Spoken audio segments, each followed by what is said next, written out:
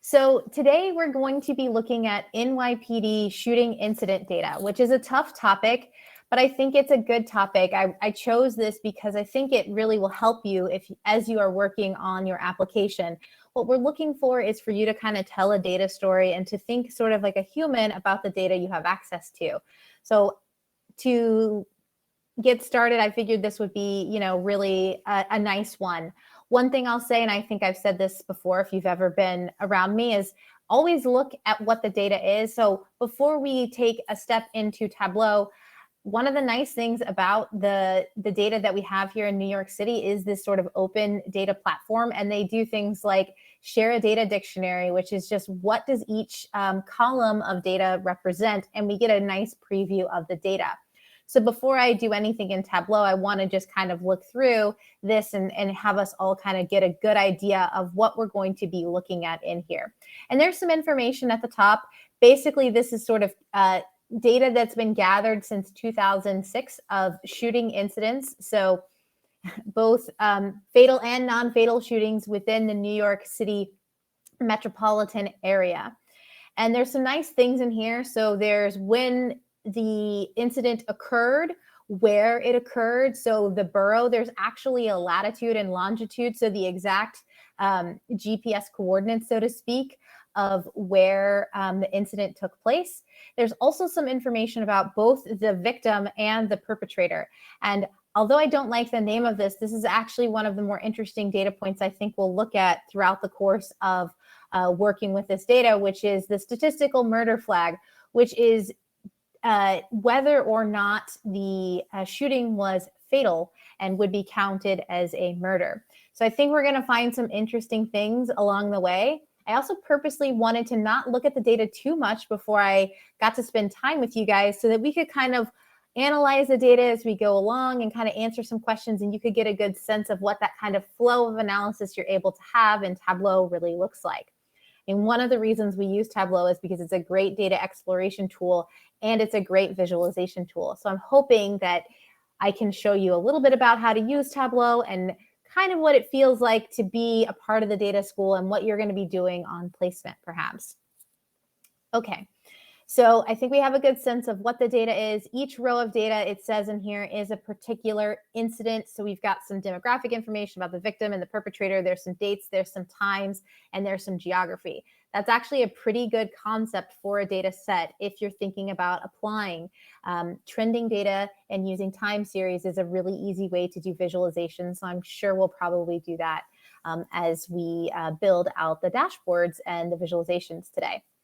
Okay, and I will also, I think I put it in there already, so you should have the data dictionary. If you are linking directly from here, there's just an export button.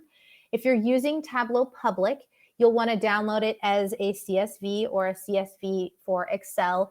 Either of those should work fine. If you are using Tableau Desktop Professional, you've got more options, but like I said, we've already got it curated for you, and I'm hoping that you've already downloaded it, or with my slight monologue, you'll be downloading it right now so that we can get started in Tableau. I like to keep this kind of around. I'll put it off to my second screen to the side in case we need to refer back to it along the way. It's always a good idea to know exactly what data represents, and that's why I like to keep this kind of relevant and prominent throughout the course of actually doing the visualizations. Okay, so I'm actually going to close this and we'll just start from the beginning. So I'm in my desktop. I'm going to double click on Tableau. If you have Tableau Public, no problem. It's going to look very similar. When I work in Tableau Desktop and when I teach new people about Tableau Desktop, I like to start at the very beginning because this is what's going to happen every single time you open it. So you have 3 sections here. Once you open Tableau, I'm going to start in the middle. So in the middle is going to be recent things that you've worked on. So you can see I've been working on a calendar visualization for our team.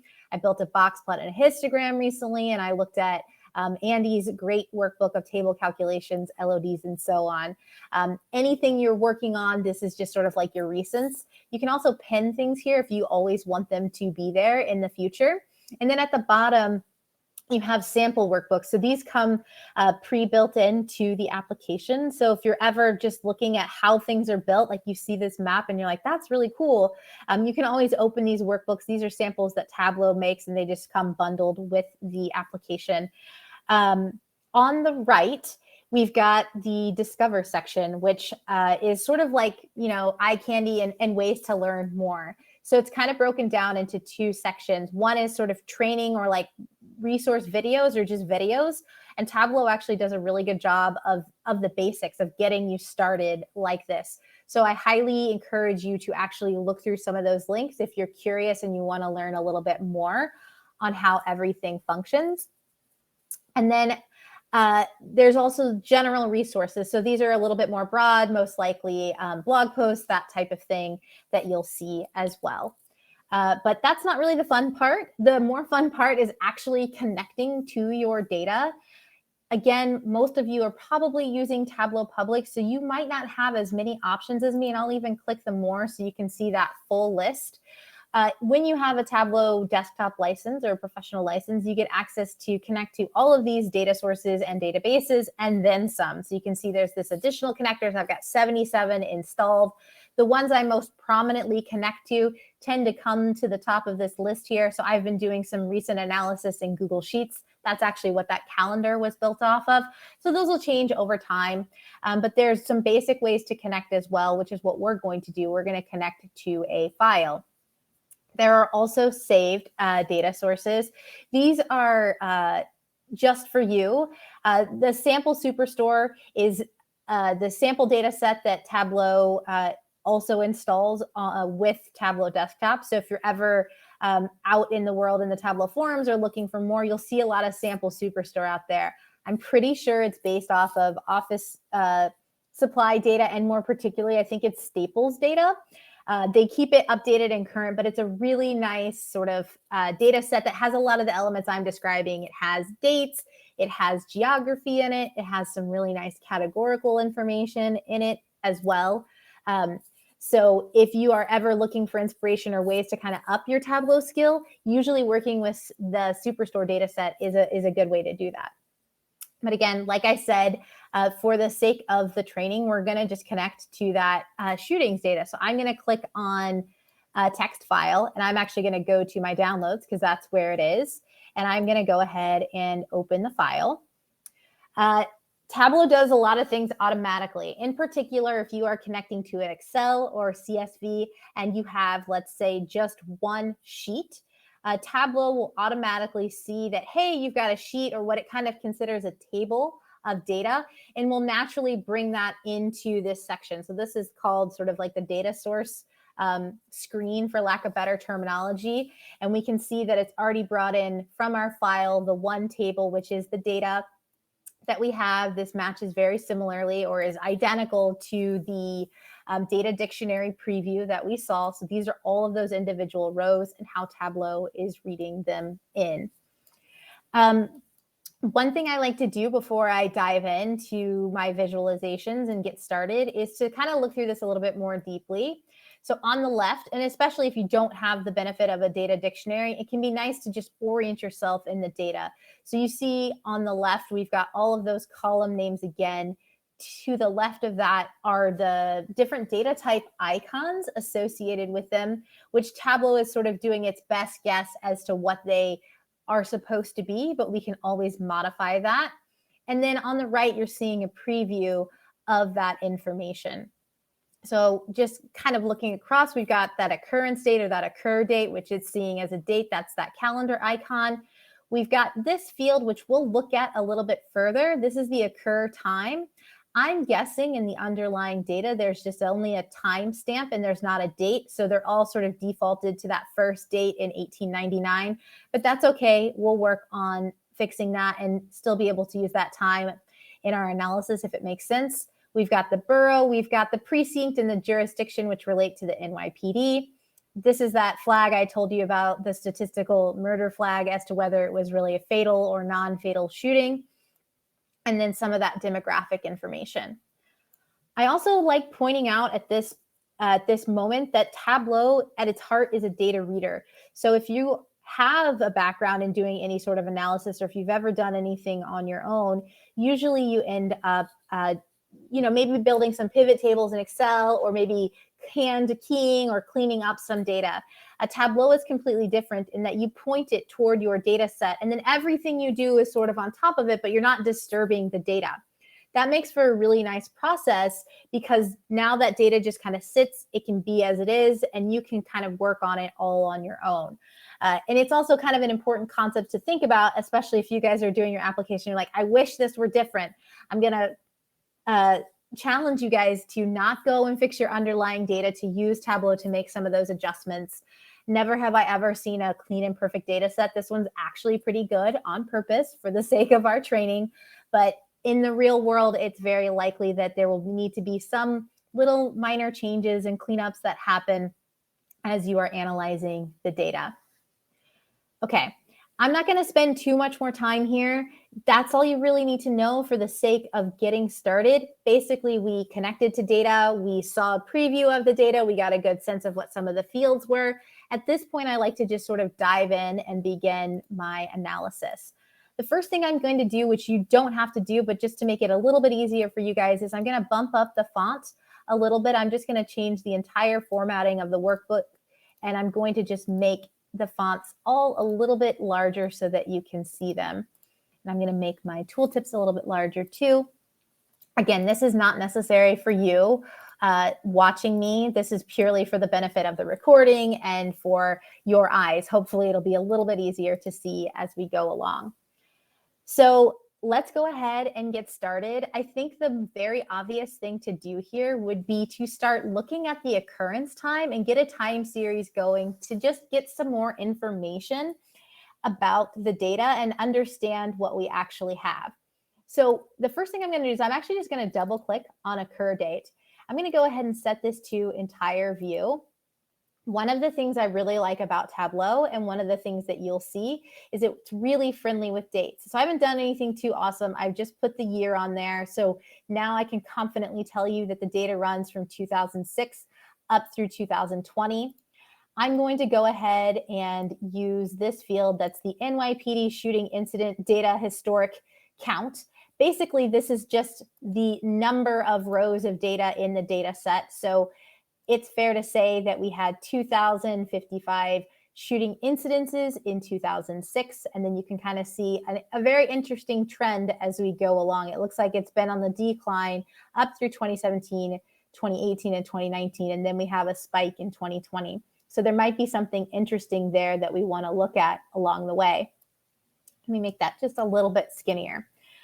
One of the nice things about Tableau, and you can do this if you're following along with me, is it's really easy to drill into dates. So on the axis down here at the bottom, if I click this, you'll start seeing that it's going to drill to more granular time. If I can direct your eyes up to the top on the column shelf, you can see now I have a field.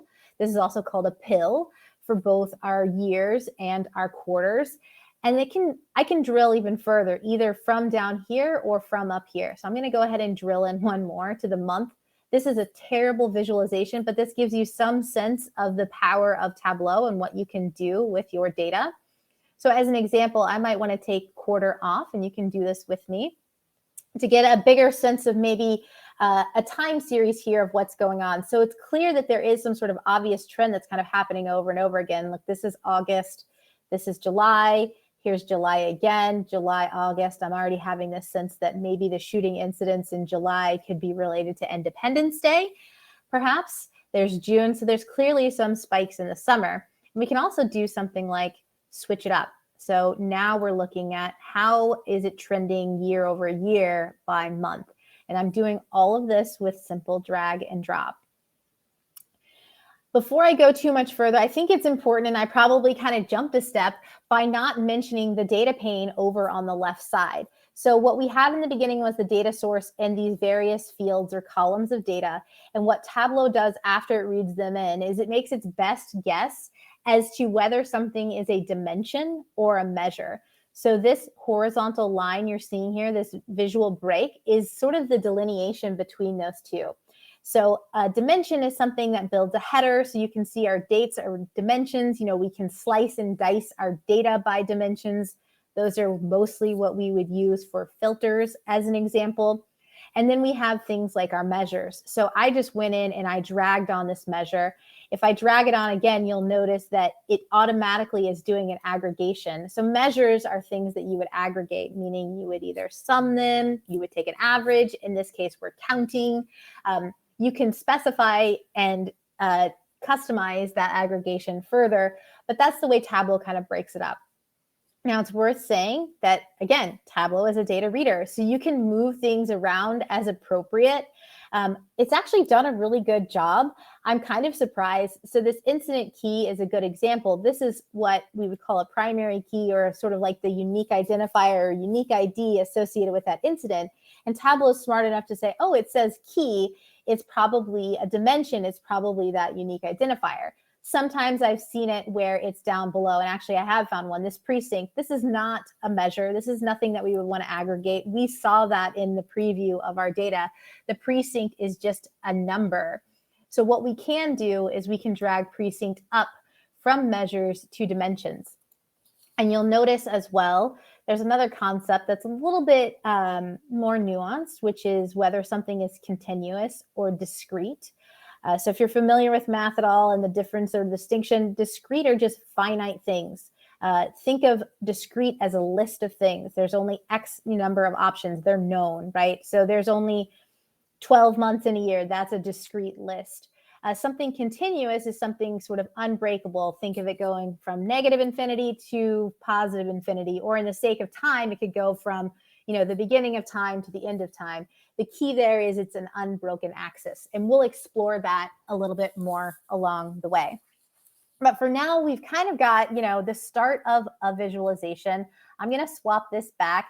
We've got a good sense of what's going on, and my eye is now drawn to July 2020, where there were a lot of incidents of shootings reported. I'm going to drag here onto color so we can more clearly compare those various years. This might be a little bit distracting visually. There's a lot of colors going on.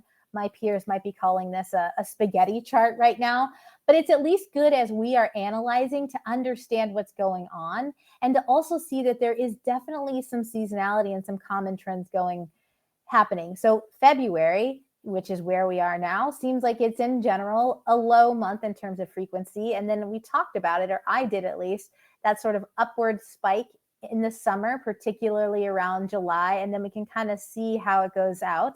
This might be interesting. Look, September 2011.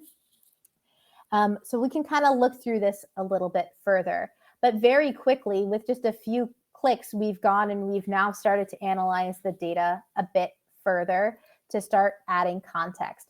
I'm going to leave this one for now, and let's start looking at, I think, some of the geographic elements so that we can get a little bit more information. So if you're tracking with me, it's like we kind of started, we wanted to see how many shootings there were by year, and now we've kind of broken it down a little bit more by year and month. It would be nice for us to give this a name, so we're going to call this number of shootings by month and year. And then I'm going to go ahead and I'm actually going to rename this if I can, or actually I'll make a new one. So I'm going to create a calculated field that's just going to be the number of incidences. Because when we're thinking about data visualization, first, if you haven't already been tilting your head, you can with me now. This axis is very hard to read. The count of the NYPD shooting incident data historic.csv. I don't even know what that's talking about. So instead, what we'll do is we'll create a calculated field, and let's call it something human. So the number of incidences, because what we're going to be doing is just aggregating up. I'm just going to build a dummy calculation, and you build one with me. That's just one. So all I'm doing is making a new column of data that's got a 1 in it for every single row. So when I sum that up, that should be equivalent to that count. And let me actually swap that out so we can see what it looks like. The data didn't change, the shape of the chart didn't change. That makes total sense. That's to be expected. But now we can at least read it a little bit more clearly in terms of the number of incidences and what they are by year and by month. Okay. Hi, Anne. Just a quick question for you from Eric. I think, so he said, does it make a difference if the data type is a number? then converts into a dimension versus being a string and converts into a dimension? I think that's what it's. Yeah, it's probably it doesn't necessarily make a difference. How would I say this? It's very unlikely that you will have a string come in as a measure directly.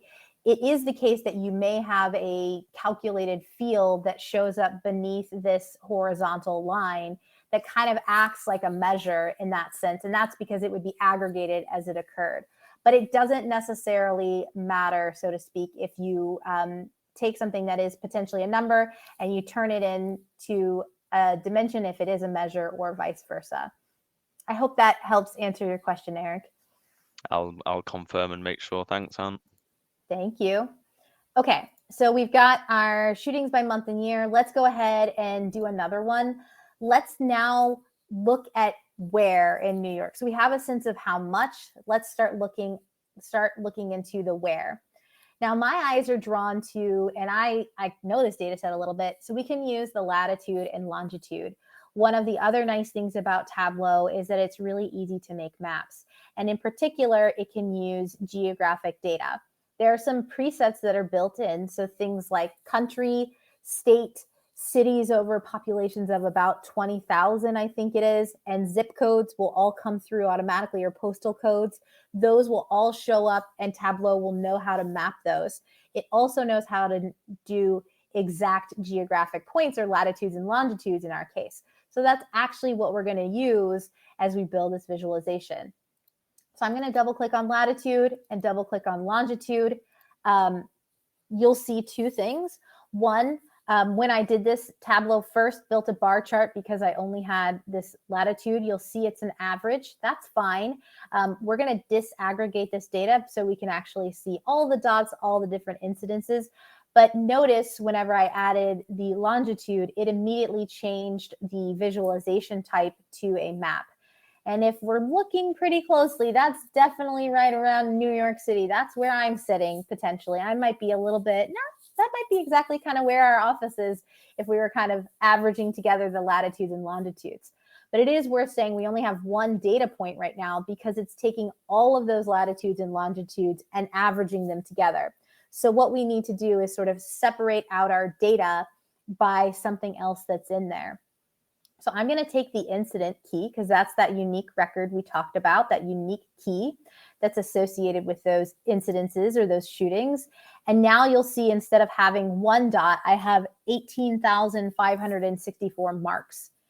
Each data point or visualization element is called a mark in Tableau. And if I hover over these, you'll see that they have their individual latitude and longitude and their incidence key as well.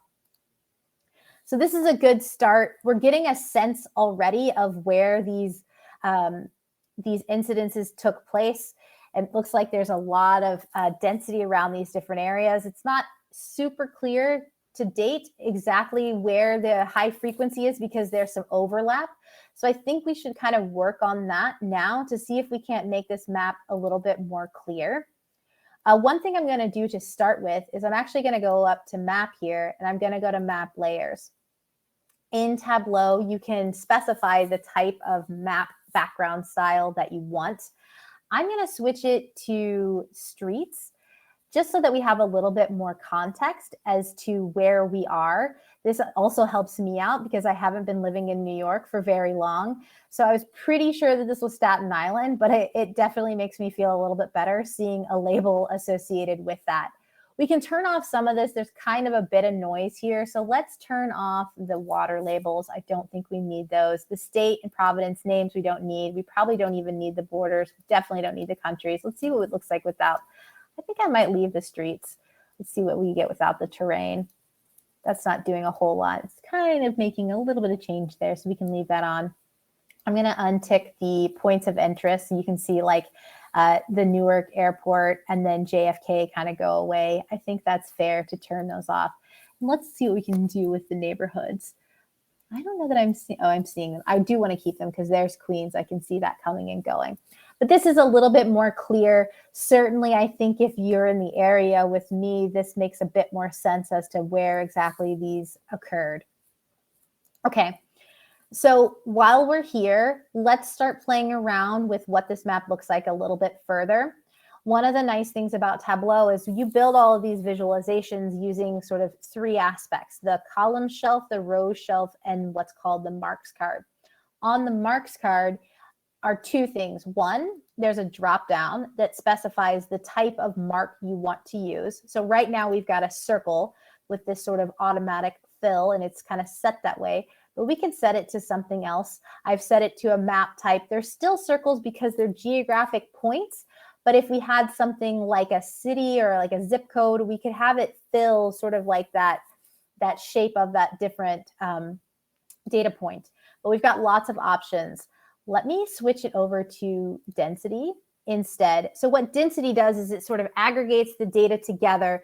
And this gives us a better sense of where the high frequency is. So now anywhere you're seeing that darker blue, that's where there's a higher frequency, a higher occurrence of those incidences or incidences. Let's go in and adjust the color. I think it's a bit hard to read because we've got this beautiful blue water and then we've got this blue color palette. So things are kind of being washed out.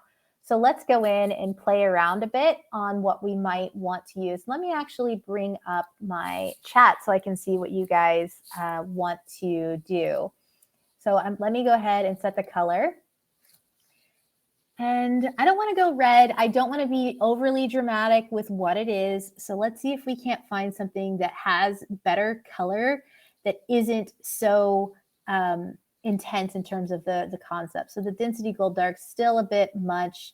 Let's see if we've got, let's see if the orange looks okay. Okay, I think I'm actually probably okay with the orange. It's probably a little bit better. I mean, this isn't necessarily fair to go from green to yellow to red in the context of what we're doing. So I think I'm going to keep it on this density orange light. And then I'm going to do one more thing, and you guys can do it as well, is I'm going to set the washout of the map a little bit up so it's just not so intense. So maybe we'll put it at like maybe 10%, just so we can see it a bit further. So I hope this is a little bit more clear. I think as we're looking through it and we can zoom in on the map, we get a sense of where some of this is happening. So I know that this is sort of the Brooklyn area down here, and then we've got sort of the upper part of Manhattan here. We're getting up into the Bronx. That looks like that's where a lot of the heavy frequency is throughout this. And you'll notice when we build maps, you can zoom in, you can move around. So this toolbar kind of lets you do all those things. So I can drag the map, do different things. I keep clicking on this push pin because that will recenter the map to your data. That's one of the nice things Tableau does, is it will zoom the map to the extent of your data so that you can really see what is actually happening. So now, go ahead, Nathan. Just before, yeah, we've got another quick question about what does the detail mark do on the marks card? Obviously, you're just taking us through the color mark. Yeah. And I don't know if you're about to go into all of these things, but I'll just keep throwing them your way as they come in, if you don't mind.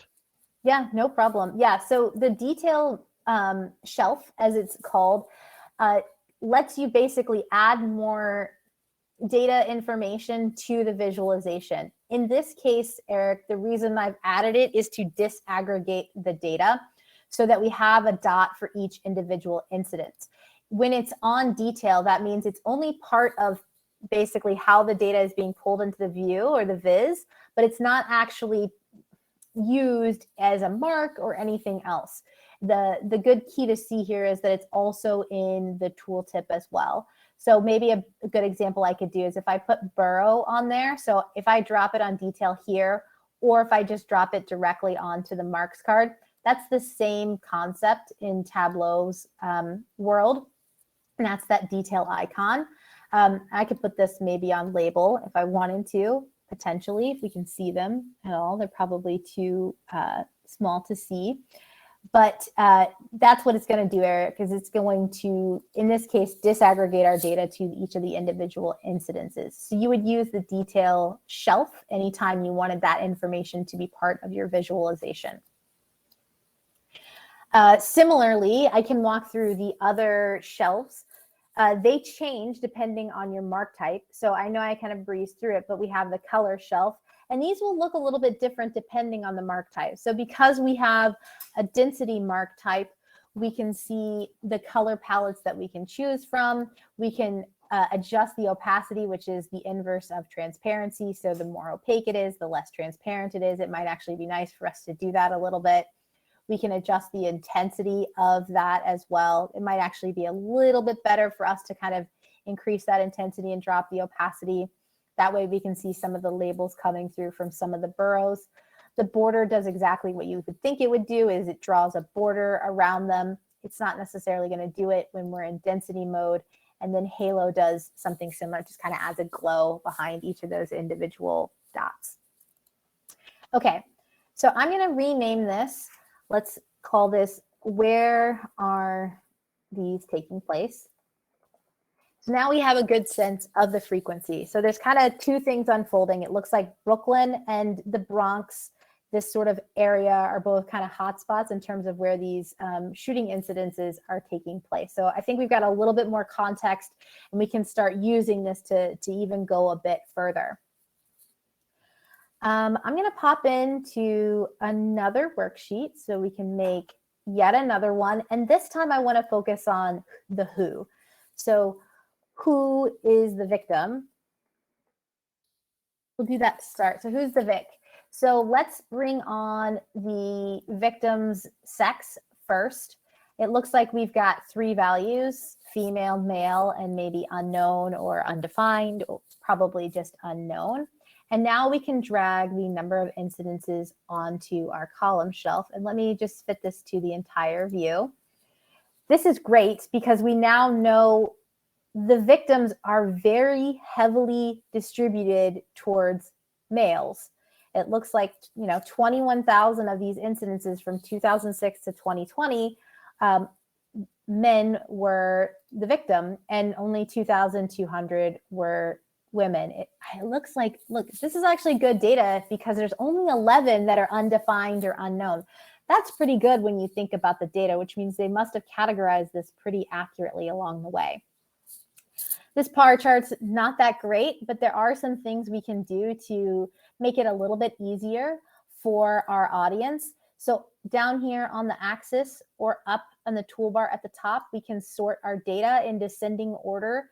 I find when I make bar charts, that's always what I like to do, is I like to sort them in a contextual way such that our end user is going to see the most important thing first. If we go back, and it's worth saying that Tableau has sort of infinite undo, as long as you're within your workbook and you don't save and close it. Well, you can save it, but don't close it. It's basically undo during your entire, viz session, so to speak. But you can always kind of undo and go back forward. So that becomes a really handy tool. But my point being that while Tableau is smart, it's up to you to actually be a little bit more smart and thoughtful with how you would look at the data. Tableau has just put these in alphabetical order. So my preference would be, let's go ahead and sort that in descending order so it tells a better story. Now, there's a couple other things we can kind of do. One is I'm going to right click and I'm just going to hide this field label for rows. That's a kind of a redundant naming convention, and we're going to focus on making these a little bit more clear. So right now we just have a M and an F and a U, and that's kind of hard to read. So it might be easier for us to actually right click and edit the alias. So I'm going to call this males. I'm going to right click, call this females. And let's just go ahead and set this to unknown. Now, the reason I'm doing this and how we're doing this in Tableau, and again, remember, this is a data reader. It's still those 3 first letters in our underlying data. I can right click and just alias them. So this tells Tableau, hey, every time you see the M in the victim sex field, let's go ahead and call that males. That becomes much easier to read, especially when you look at the tooltip. We can now see that there's 21,370 incidences for males as opposed to that M, and then someone kind of having to do that mental leap to say that they are a male. And just so that you guys see it, if you were to right click and go to aliases here, you're going to see where they're set. So one of the things I like about Tableau is there's at least 3 different ways to do these things. Right click is what I say will get you there 90% of the time. So I right clicked and edited the alias in the bar chart, but we can also right click on the field and set up the alias. So this is sort of like a little table that was built kind of on the fly, and you can see what the alias is for each one. So now I've sort of renamed each of those individual values. Okay, so we've got males, females. Let's start disaggregating this. Let's look a little bit more because we have an age group in there and we've got a race. So I'm going to drag out age group as a secondary to see what we've got. Okay, and this I actually don't mind how Tableau sorted it. I might actually go a little bit further and do one more thing, which is drag this 18 or less than 18. Oops, didn't like when I did that. I might manually sort it instead. Such that we've got that less than 18 at the very top. Typically, you would be able to drag that up and change it. I've had this bug on my Tableau for a while whenever I try to do this sort of ad hoc sorting. So instead, I'm just going to ask you to right-click, sort, and then you can manually sort it. So this way it shows up in that list. And the point I'm trying to reach at is I want this to be sort of in chronological order by age. And I think it makes sense, you know, anytime you're probably seeing some sort of chart around age, it's most likely you're going to see youngest on the left and it go up to the right. The unknowns, it's kind of tricky. I don't know if we want to keep them or if we want to remove them. For now, I think we're probably okay to just kind of leave them there for a bit, but maybe we'll end up filtering them out. But already we've got a lot more information about the distribution of the victims once we put age in there. So we took that big bucket of 21,000 males and we've kind of separated it into those groups. So yes, it kind of tends towards younger, you know, 44 and less, but this is kind of surprising that this is not, maybe not surprising, but interesting that about half of them are in that 25 to 44 range. And then, you know, you can see another big chunk are in the 18 to 24 category. Let's do one more thing because I think this will actually be nice. We're going to build what's called a quick table calculation. And what I want to do is instead of just having the raw counts for these number of incidences, instead I want to see sort of like the part to whole or the proportion or the percent of total. So I'm going to right click on my sum number of incidences and I'm going to go to quick table calculation. Now, a quick table calculation is best described as sort of doing a calculation on the data that's inside of your viz. It only works inside of just your single viz. It's just kind of like an ad hoc thing that you do. I really like table calculations. If you look at anything that I do on Tableau Public, a lot of people will say that I'm the queen of table calculations. I just like them because they're fun and friendly to work with, and you can do a lot of sort of like analytical things with them. But for the sake of this, it's just important to know that there's quick table calculations. These are the different ones that they have, and we can use them to get to what I'm looking for, which is the percent of total. So I'm going to go, and again, I'll do this again. I'm going to right click, quick table calculation, and let's do percent of total. Now, one thing that's interesting, you might have saw this, is the only thing that changed, like the width of the bars, the length of the bars did not change. Only the axis changed to the percent of total number of incidences. And if I were to add these up, and I can highlight all of these, so let me see if I can draw a highlight box over all of that. And then I'm going to have you kind of look down at the bottom left. I'm sure this is kind of small, but you can see that adds up to 100%. What Tableau has done is taken those numbers, so now I can see of the total victim population, 40% of them were males that were between 25 and 44. Now we can specify that a little bit further. I'm actually a little bit more interested in what that distribution is among the genders and not necessarily both the gender and the age. So what we can do is I'm going to right click, I'm going to compute using, and instead of table down, which if you're thinking about what that means, it's the entire visualization. It goes from top to bottom. I'm going to switch it to pane down. Now, what that does is, let me go back one step. If you see that horizontal line, that break, that border between males and females, each of these is a pane. So now I've told Tableau, instead of specifying table down as it is right now, and I'll go in and adjust this, we're going to compute using pane down. We now see that it's going to be the percent of total for each of the different genders. And I can always double check this. We can highlight and select all of our data, and you're going to see it sum up there. So our 6 different age ranges, or yeah, I guess it's 6 different age ranges total up to 100%.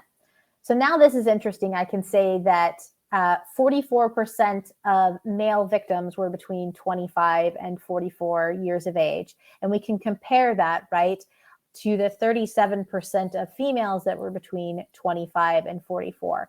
So this is nice for sort of a comparison. And I think my eyes are immediately drawn to 2 things, which is it looks like younger females and older females have been reported as victims more than they have with males. And with the unknown, at this point, it might be appropriate for us to just completely take them out of our analysis because there's not that many data points. We had 11, and now we're kind of separating it out a bit further.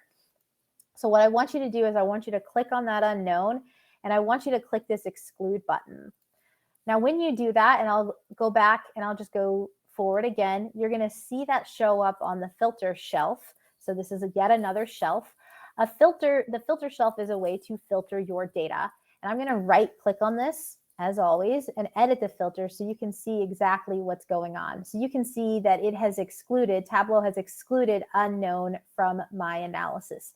So now on this chart, we've got just the males and the females and those different age groups, but we've completely eliminated the unknown gender from our data set for the victims.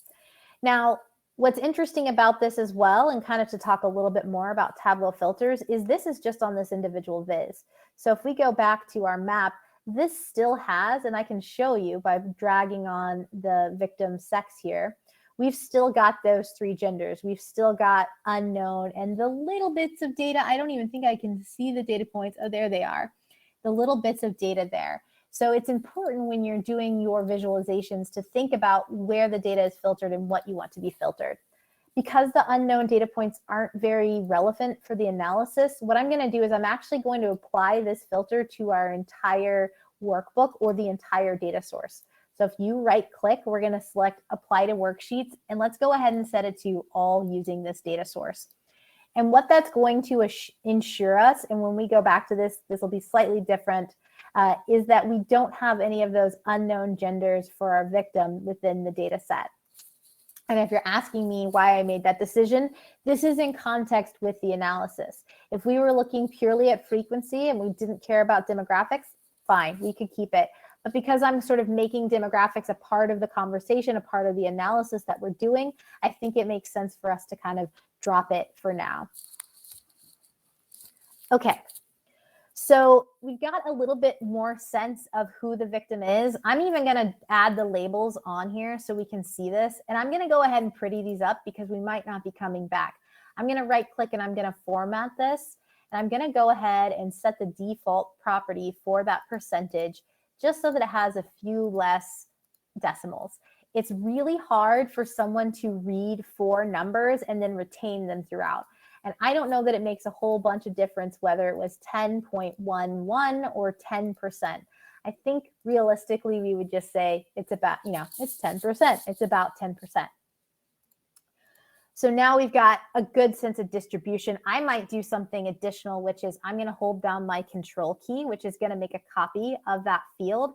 And let's drag that onto color as well. This gives just some visual separation or color encoding for that gender. So now we can kind of more clearly say we're comparing 2 different things. Not a huge fan of the color choices. So let's go in and make some adjustments. Let's maybe choose something a little bit brighter. So let's make females purple, which is my favorite color. And let's make males orange. There we go.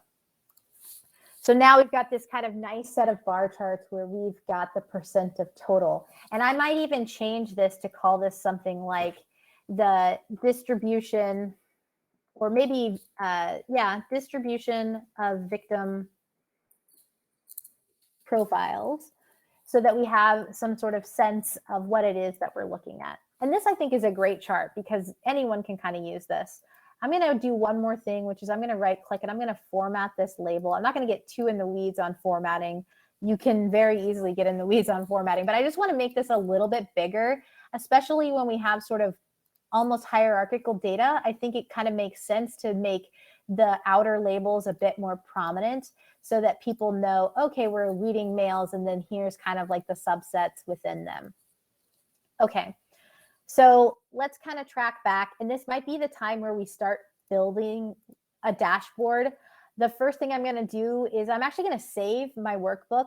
Tableau has an autosave feature. The last time I did a training, my Tableau crashed at the very end. So this is going to be a good time for us to actually pause and save our workbook. So let's call this Tableau training 2/16/2022. You can call it whatever you want to call it. So now if anything happens, I can actually just go in and open my workbook as opposed to potentially starting from scratch. It has auto recovery, but we might as well save it. Never do I ever like it when someone has just a book one set of visualizations. I'm always like, can you just save your file and give it a name? So please do that, especially if you're submitting your application.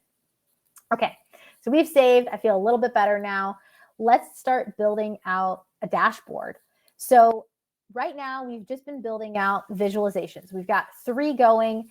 And I think I said to you, a dashboard is a collection of visualizations. So down here in the bottom, we've got 3 icons. This one on the left is a worksheet or a sheet.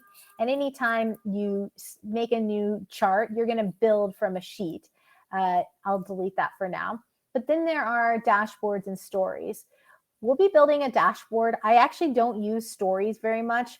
The best way to describe a story is sort of like a way to do slides inside of Tableau.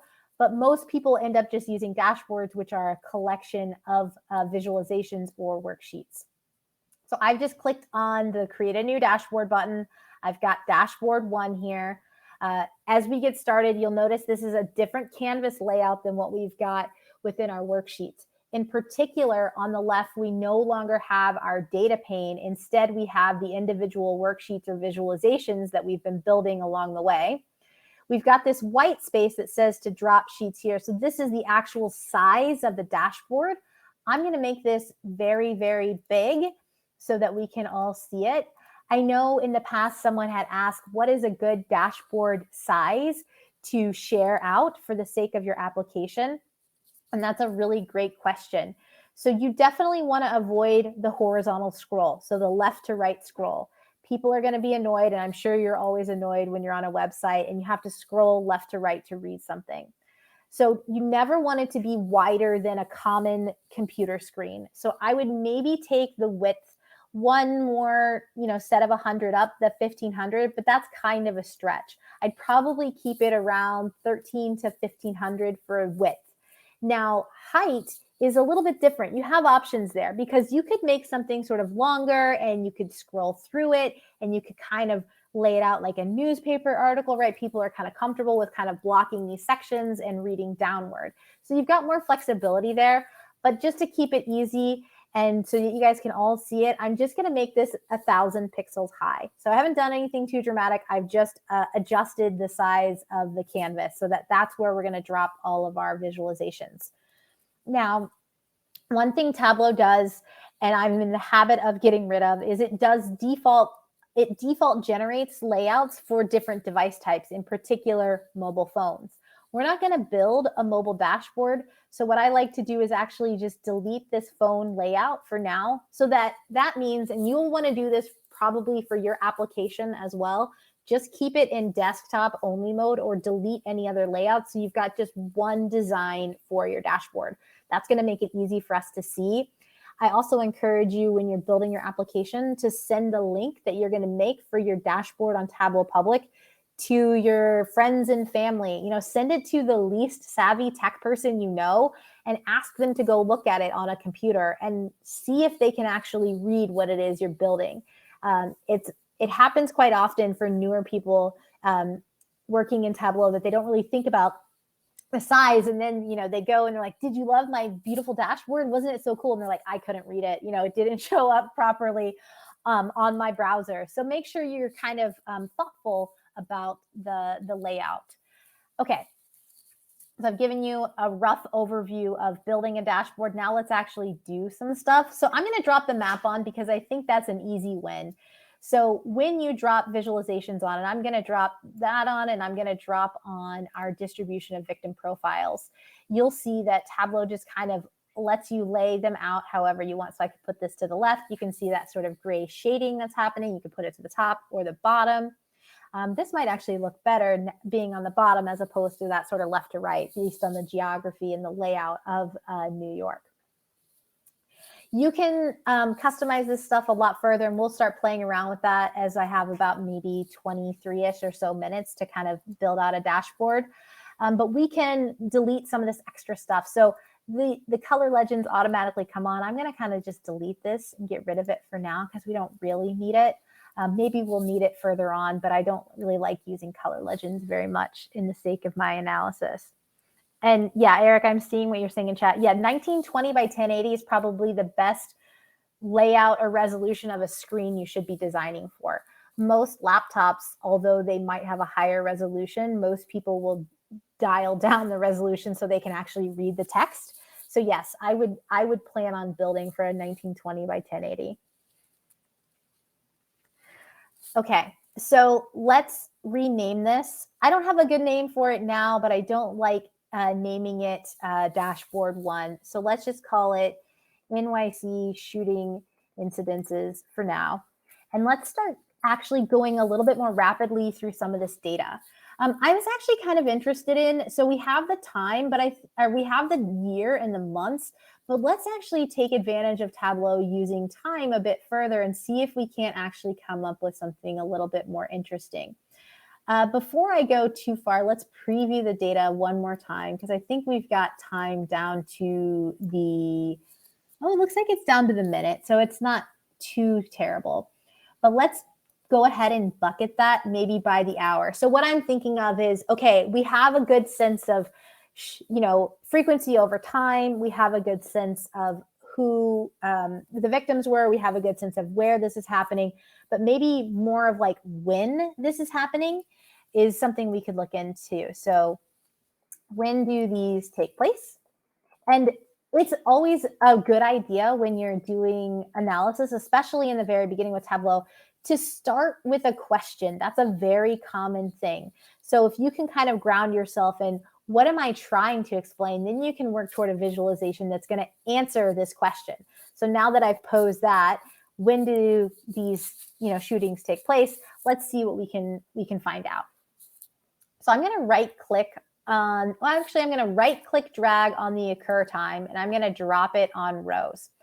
Now, again, particularly here, a right click is probably going to be your best friend. When I drop it, you'll see I have this sort of drop field menu, and I have a whole bunch of options. And I have some blue options and some green options.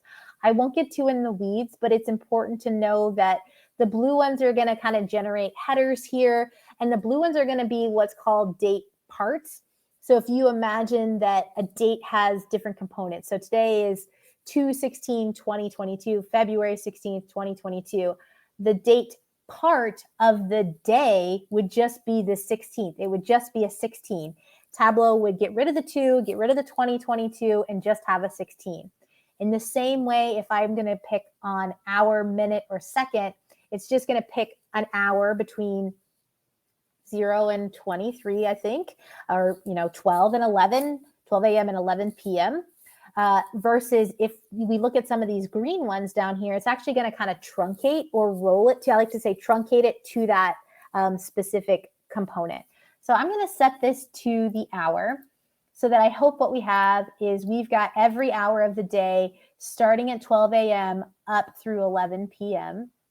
And then I'm going to do the same thing because if you remember, this is just time. So we're going to use our occur date. And we're going to right click drag, and let's bring out the day of the week or the weekday. So in a very similar fashion, we're looking at, Monday, Sunday, Monday, Tuesday, Wednesday, Thursday, Friday, with Sunday typically being the first start of it. And now let's bring our number of incidences. Let's first bring it onto text. And so we just have like a nice basic text table. It's kind of hard to tell. I'm going to challenge you which combination of hours and days of the week have the highest frequency. it's very hard to tell. I think my eyes are kind of glossed over. This is the largest number I've seen. Oh, nope, there's a larger one here. But let's go ahead and then hold down our control key and drag this onto color as well. And let's change our mark type to a square. Okay, so I was right to some degree that these were where the bigger numbers were. My eyes were able to see them a little bit more clearly, but I think when we've added blue here, we can much more easily distinguish where some of that frequency is. And so it looks like a lot of the highest occurrences, so to speak, are in the early morning hours on the weekends.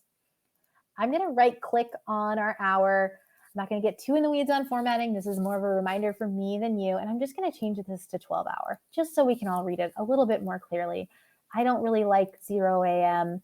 or 0 o'clock. So let's go ahead and just set it to like 12. And I'm going to right justify this just so that it looks a little bit better. And then let's actually go in and adjust the color here so that we make it kind of match that theme we had going with the density. This is really bright on my screen, so I'm going to kind of dim this out a little bit. But the purpose of this, and this is called either a highlight table or a heat map, depending on who you are. I think both are acceptable.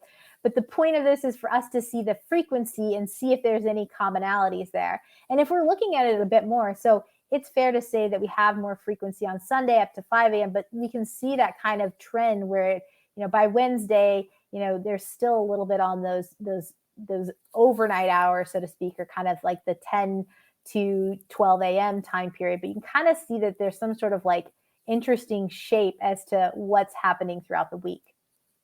And to jazz this up a little bit more, let's go ahead and drop like a white border on there. That might look nice. I don't know if I think it looks nice or if it's distracting. The other thing we can do is maybe just match the mark color to match the mark label to the color. That way the black isn't so prominent and they're more focused on that visual trend by the color that's happening. And then let's right click and let's hide that occur date. So now we've got a good story. And I'm hoping if you're reading this, we can say kind of definitively, look, there's high frequency Sundays and Saturdays during these times. I'm going to drag this back into our dashboard and let's just kind of start getting fun and interactive with it. I'm going to go ahead and drop the color legend here as well.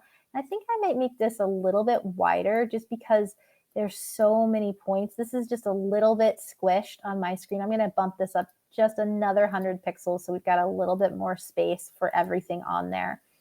We've got something nice kind of going.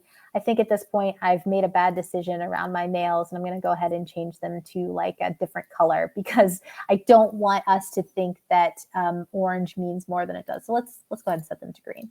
Okay. So now we've got 3 visualizations, and as we round out the last 15 minutes, I want to kind of polish this up further and kind of focus on how we bring it all together a little bit further. So the first thing is, wouldn't it be nice if we could kind of drill in, so to speak, or focus in on some of these time periods and then see how the other elements respond. So in the aggregate, we know the distribution of victims, and in the aggregate, we know the times, but let's see if we can't filter and get a little bit more information. This is sort of that kind of exploratory angle to things. So if I click on a worksheet on a dashboard, you're going to see this funnel icon right here. I know that's tiny, but it says use as a filter. So I'm going to go ahead and click that so that it's white. Now I'm just going to click on, let's do Sunday, 1 a.m. And as I click and unclick, you'll notice a couple things happening. So first, the map is zooming in because we've got less data. It looks like a lot of the density has sort of changed. It seems that the Bronx and Brooklyn are still prominent, but a lot of what's happening in lower Manhattan's no longer there. And what's happening out here to the east, I guess closer to sort of Long Island, has gone away as well.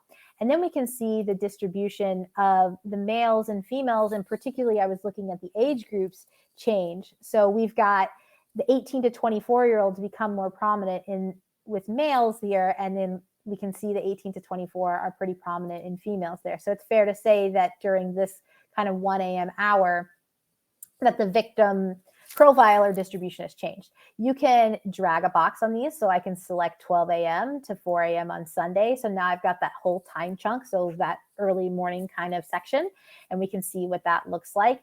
You can also hold down your control key. So if I want to choose Sunday at 12 a.m. and Saturday at 12 a.m., and then let's just randomly pick something down here, Wednesday at 10 p.m., you can do that. That's that kind of ad hoc concept of now I can see really clearly and interactively work with those different things. And we can also make it work the other way. So if the question is more, okay, when are older females usually part of these incidences, let's now do the same thing. So I clicked on this worksheet. I clicked on the funnel icon. We're going to use it as a filter. So I'm going to click on this bar. This is now going to be females age 45 to 64. So now we can see a lot of difference. First of all, there wasn't a lot of data here to begin with, but we can see that that kind of highlight table has really changed. And maybe if we look at our 25 to 44-year-old males, that looks near identical in terms of a trend. Let's look at kind of our children and see what we have there. I'm going to do males and females. Still looks like it's happening around that time period, but there's a little bit more heat earlier in the afternoons than we saw before. I'm going to do maybe one or two more things to kind of clean this up. First, let's just bring this on as a filter, the borough.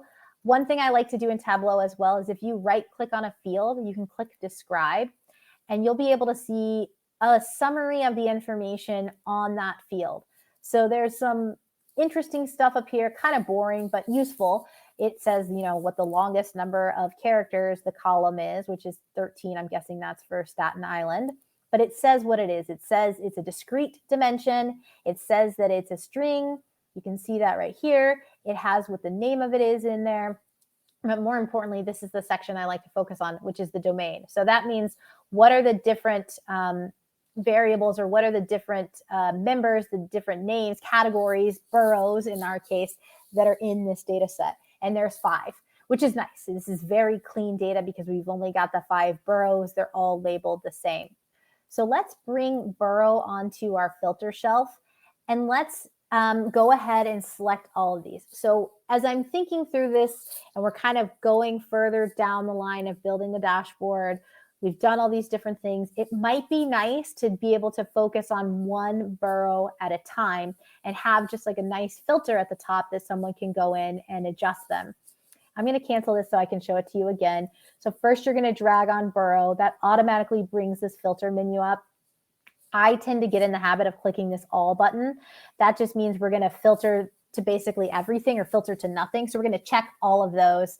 I'm going to click OK. And I'm going to right click and I'm going to show the filter so you can see what it looks like. So now we have this sort of multi-select checkbox that we can filter our data. So it's fair to say if I uncheck, there's no data there. I've selected none of the boroughs, but if we wanted to just see Manhattan, we could do that on this highlight table, or again, we can multi-select. We can specify the way this looks, and I think I might actually make it a single value dropdown. So this means they can only pick one borough at a time, or maybe them all together. And let's do the same thing that we did with that victim sex. And let's right click and let's apply it to all using the data source, so that when we put this filter on our dashboard, we can filter every single visualization to that. So let's pop back in here. I'm going to click save really quick. And now that we've built that filter off of this visualization, let's now click this down icon, which has a lot of options, but where I want you to focus right here is on filters. So once we apply a filter to a worksheet, we can then bring it into the dashboard. So we're going to go down to filters. We're going to click on borough. Now it's over here on the right, and it's still that multi-select. So let's go ahead and adjust this to that single value dropdown. If you miss that step, that's okay. No worries. It can be multi-select if you think that that's better. But just to see if it's working, let's go ahead and filter to Brooklyn. So I can tell it's working because of a few things, right? First, all the visualizations changed. And second, the map is clearly zoomed in on Brooklyn. And this is actually nice because we said in the beginning, look, there's a couple areas here that seem like they're problematic. One of them being the Bronx and one of them being Brooklyn. So it might be appropriate to kind of present this and to be able to do a deeper dive around the victims and when some of those incidences were taking place. Let's do one more thing, because this is kind of the silver lining of this whole data set, which is I'm going to just quickly build, and you can build this along with me. Let's right-click drag our occur date to the column shelf, and let's go ahead and set that to month. Now, this is green, so it's continuous. So I've got this sort of like unbroken amount of time. And let's put our number of incidences on the row shelf. So this is our same seasonality, but we've got that one long trend line of all of our data with these spikes throughout it. And it looks like clearly something happened in July 2020. And obviously things have kind of trended up since then. But this is where I want us to bring on that statistical murder flag. Again, I don't like the name of this, but let's bring it on to color, because what I want to do is I want to break this down into, was it a fatal or non-fatal shooting? So anytime it's true, it was fatal. Anytime it's false, it's non-fatal. And this is where it's really important to actually dig deep into the data. It would be very easy to say, yeah, you know, shootings, they tended to go down and then something happened and then we just have this crazy spike. But if we look more deeply in the data, it's the case that, you know, fatal shootings have tended to go down. There is a spike in July. It's not as dramatic as the spike as this one is. And I think all of us are probably guessing that that's July 2020. That's peak COVID time period. So a lot of Americans are probably letting off steam, shooting guns, who knows? But thank goodness these were non-fatal incidences during that time. But it's kind of important that we kind of separate that out and make that distinction. I think maybe we'll make this an area chart just to kind of jazz it up a bit. And the months, there's a lot of data. Maybe we'll keep it like that. That's probably okay. And let's adjust our colors a little bit. So if it's false, meaning non-fatal, and maybe we'll adjust the aliases here. You can also adjust the aliases by right-clicking on the color legend. So let's call this non-fatal. And let's call true fatal, just so that it's a little bit more clear. No one is ever going to be like, yeah, I know exactly what you mean by that true false flag. And then let's adjust the colors. So I'm going to make non-fatal like a light gray, I think, because, you know, they're not super important. And let's keep fatal as the orange for now. And then the other thing I want to do is I actually want to, no, maybe I want to keep it like this. You guys can kind of think on your own on this. If you want it to be stacked so that non-fatals at the top or fatals at the top, they tell different data stories, right? So this gives you that kind of total sense of what they are, with the fatal being there first. This, I think, gives a bigger impression that while there are some, you know, several incidences or a non-zero number, a big portion of them are non-fatal. So let's kind of call this trend of incidence outcome, monthly trend of incidence outcome. Well, let's just say shooting outcome. And I'm going to edit this, and let's just delete this month of occur date because it's kind of obvious that it's a month, but this is good still. And let's go back in and let's maybe just drop this right here on the left. So we have some sense. I think I've got a lot of colors going on here, but we're kind of starting to shape it up, and we don't have that much time left before we're going to kind of switch over to the breakout tables. So maybe to kind of wrap this up, let's add a title and let's clean up a little bit of the formatting. Now, I want to add the title. There's two ways to do this. There's this click this show dashboard title button. I never use that. I usually tend to make text box instead. So what I'm going to do is a couple things really quickly. First is, instead of tiled, which is basically what you saw where you can drag and drop and they stick into the canvas, I'm going to set this to floating mode. So you'll see when I float it, I can put it anywhere. This is like working in PowerPoint or something, or Photoshop, where you can layer on top. So just for this, I'm going to take a text box and let's call this something similar. So let's call this NYC shooting exploration dashboard, maybe. Let's make this a lot bigger, make it bold. And then I'm going to bring on what's called a container. So a container is just a way to put two elements on your dashboard in the same bigger box. I'm going to take my NYC shooting exploration dashboard title. I'm going to drag it around. I'm going to hold my shift key. When I hold my shift key, that you can see that blue box around that container. That's going to tell Tableau, put it inside of that box. And then I want to do the same thing with the burrow filter. So you're going to just click this. You're going to keep dragging. You don't have to hold your shift key here. You can. I don't think it'll change anything, but you're going to want to drag it until it's on that right side of that blue box. So my goal is that these two are next to each other. And then I'm just going to double click. When I double click on this single grabber bar, so that's for a single element, that's a single worksheet, that's just a filter. When I double click, I now have that whole container that I'm moving around. And then I'm just going to hold down my shift key one more time and put this at the top. That's obnoxiously large, but we've now fixed it to the top. And let me take this part off as well, so that we've got just like a dashboard title and we've got our burrow. So now if I go to all, we're going to see, our trend change here. We're going to see our map change. Let's go down into Brooklyn. I'm still not a fan of the colors. I feel like I've gone a little bit too deep into orange. So we may want to clean this up a little bit further. Maybe we take I think I like this and this, but maybe we've just got this issue here. So I'm going to maybe adjust this. Instead of being orange, let's make it maybe like a darker gray instead, just so there's some visual attention there, but it's not overly dominant. And then I feel probably a little bit better with how some of this is coming together. And anything else I would kind of do here? I mean, we've got a pretty simple dashboard to begin with, but we've got a lot of elements to kind of play around with and to be able to visualize. And if you want to kind of fully see the whole thing, we could use our time as a filter. So if we really wanted to drill in, so I've done the same thing. I've clicked on our trend and I filtered to it. If we were to kind of drag a box, if I can get that to draw over those months, we can kind of filter in and see maybe where that's happening. That's Brooklyn. Let's go to all and see if we see maybe any changes. In particular, let's see where was all that noise happening in July of 2020 and when was it happening? So yeah, I mean, look, this is July 2020.